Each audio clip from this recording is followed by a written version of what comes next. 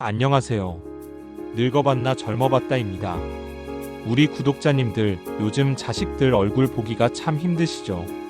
다들 먹고 살기 바쁘다는 핑계로 전화 한 통 하는 것도 뜸하고 어쩌다 한번 집에 찾아와도 얼굴만 비추고는 금방 가버리기 일쑤입니다.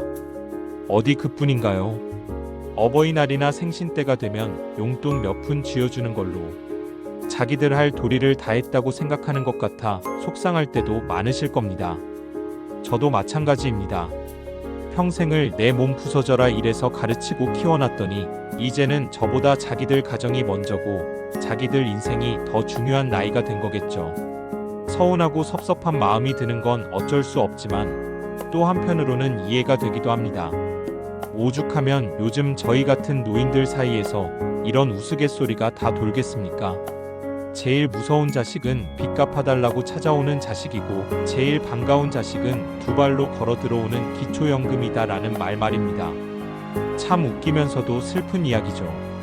그런데 구독자님들, 저는 오늘 이 우스갯소리가 더 이상 우스갯소리가 아니라고, 오히려 이게 우리 노후의 가장 현실적인 대안이라고 힘주어 말씀드리고 싶습니다.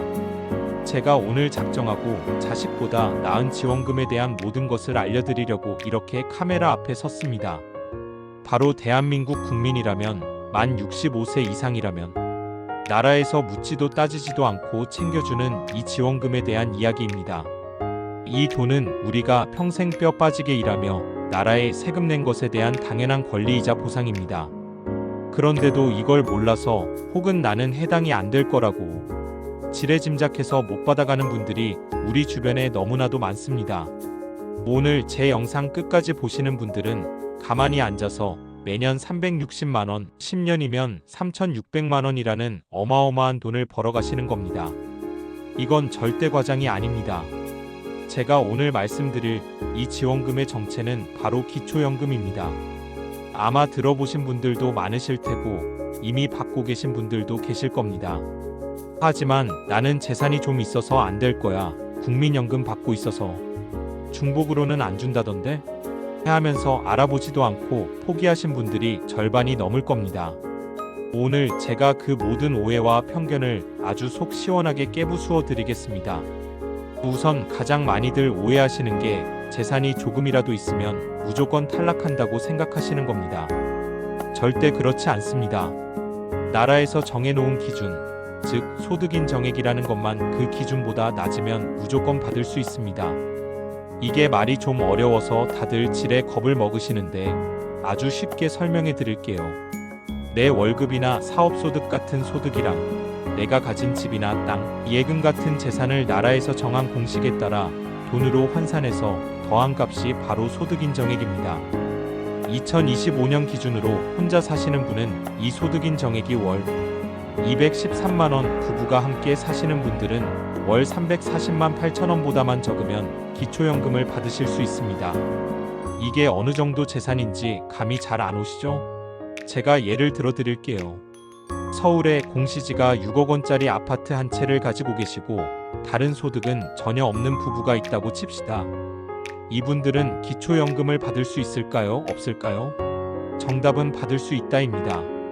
왜냐하면 집이나 땅 같은 재산은 그 금액 전부를 소득으로 치는 게 아니라 대도시 기준으로 1억 3,500만원이라는 큰 돈을 기본으로 빼주고 거기에 또 금융재산 2천만원 빼주고 또 부채도 빼주고 그렇게 남은 금액에 대해서만 아주 낮은 비율로 소득 환산을 하기 때문입니다. 그리고 또 하나의 아주 큰 오해가 있습니다. 바로 국민연금을 받고 있으면 기초연금은 못 받는다는 소문입니다. 이것 때문에 신청조차 안 하시는 분들이 정말 태반입니다. 이것도 반은 맞고 반은 틀린 말입니다. 정확히 말씀드리면 국민연금을 받는다고 해서 기초연금을 아예 못 받는 경우는 거의 없습니다.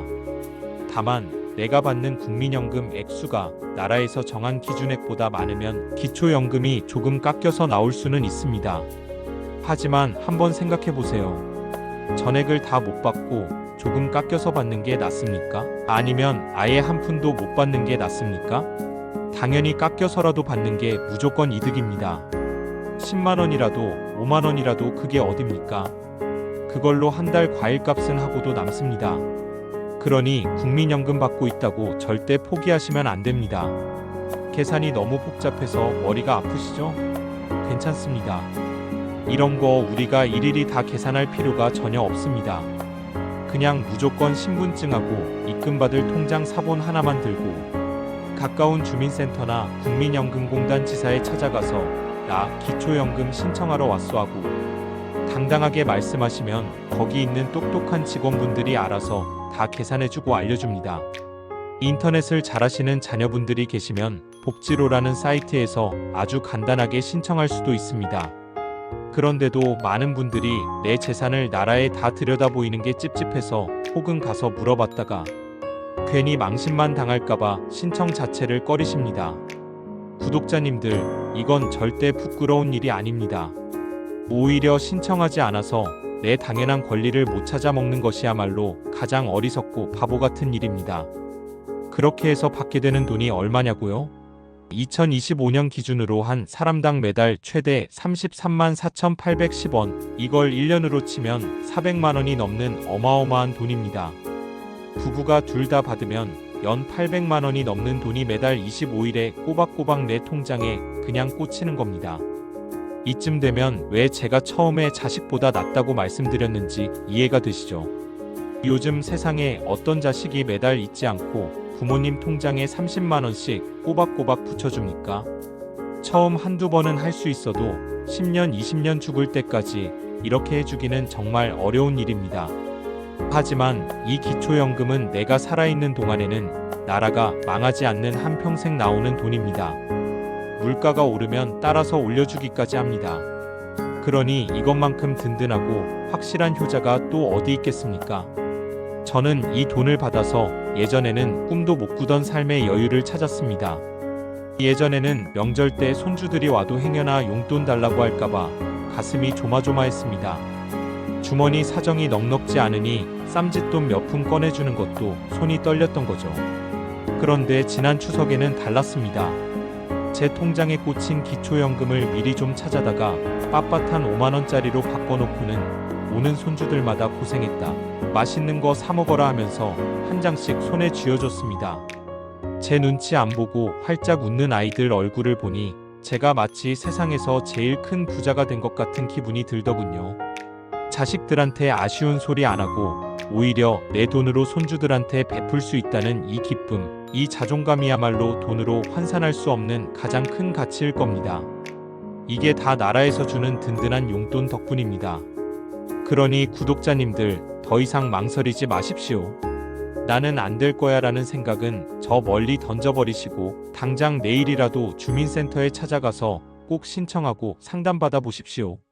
한 가지 더 중요한 사실은 기초연금은 신청한 그달부터 지급이 시작된다는 겁니다.